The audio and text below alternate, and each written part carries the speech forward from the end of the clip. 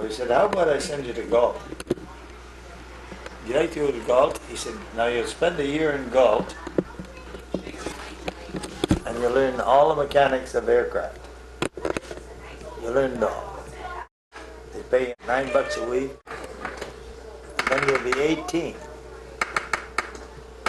Yeah, you'll be 18 when you get out of Galt. Then if you still want to be a pilot, as soon as you're 18, then you're right in the Air Force. So I said, all right, I'll try it. And he said, all right, you'll be in Galt in September the 10th. Send you the train tickets and all that to go to school.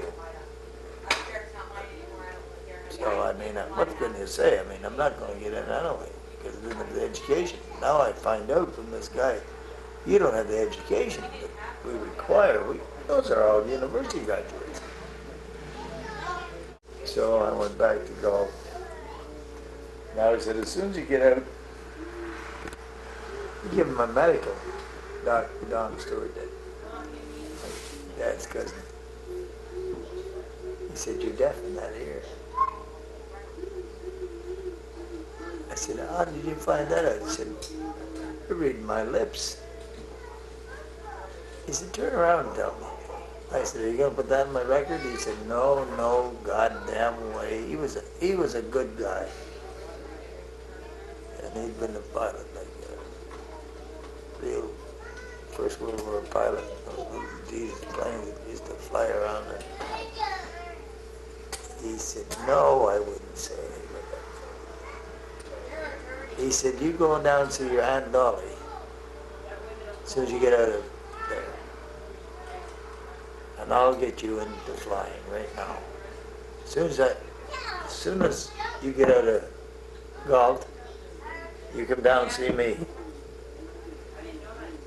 And my Aunt Dolly, that was his mother. He said, you go down and see Aunt Dolly. She'll get home.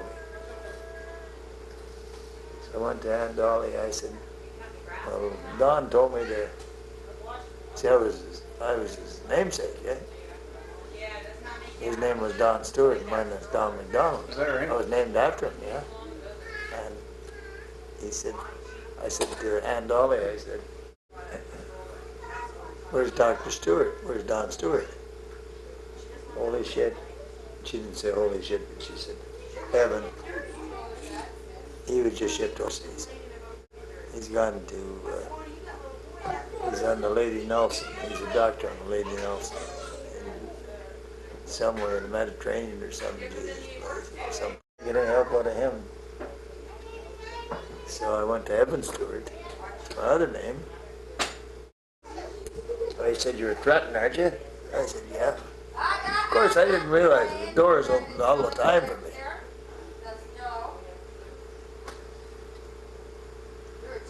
Like I never went back to school. All the other guys went to school. Some way I was. Somebody opened the doors. So I went to Trenton. Then they would let me out. Then Mom and I got married at Trenton, and after we had Sharon, no way. Closed the doors. Till finally I said, one day I said, I want to go overseas. I was repat. Got repatriated. I had enough points to be the boy home. Then we started this Tiger Squadron. We were going to Japan. My squadron was going to Japan. I said, no, I'm not going to Japan. The war's over. As far as I'm concerned, I joined up for Europe. Now, I've been in 6 years. What the heck do I want to go to Japan for? 2 weeks, we were on the boat coming home. Got to Canada. I said, well, go up and get paid. He said, I can't pay you. You guys haven't got no pay books. You got nothing. I don't know how the hell you got in this boat. He said, I could put you on a train and head you for home.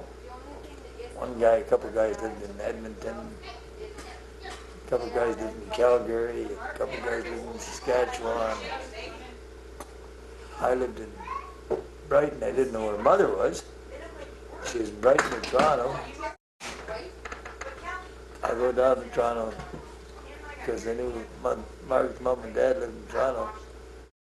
So I went out to the farm with Mom and I and Sharon went out to the farm and lived out there for a month. Because they said you get a month's holidays anyway. Month's leave, you can go home for a month.